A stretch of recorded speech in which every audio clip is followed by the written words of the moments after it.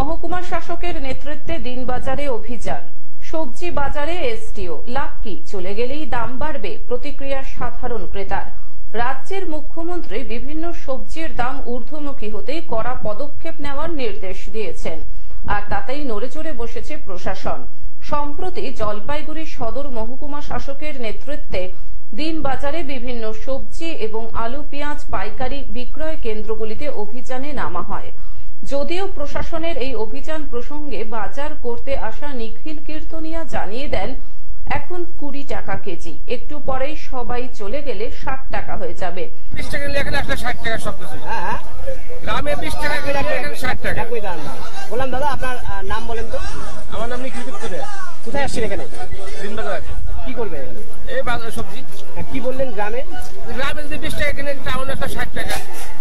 তার জন্য কি অনেক বেশি? বেশি তো হয় আমাদের মতো বেশি। প্রশাসনের লোকজন আসছে, কি বলবেন? কি বলবো, আমাদের বলা তো মূল্য দেয়। প্রশাসনের লোক আসবে, তখন দাম কমে দেবে, যাওয়ার পরে আবার সেই নয়, যাওয়ার পরে সেই দামে বাড়িয়ে দেবে। এখন প্রশাসন আসলে কমে হবে, যাওয়ার পরে আবার 60 টাকায় যাওয়ার পরে।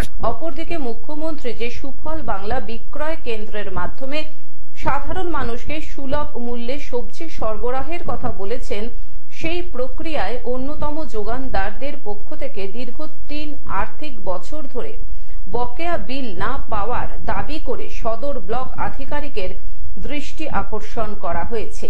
কি দেখছেন? আজকে আমরা আবার নামিনি, প্রত্যেক দিন আমাদের অভিযান চলছে। আমি হয়তো প্রত্যেক দিন যাচ্ছি না, কিন্তু প্রত্যেক দিনই চলছে।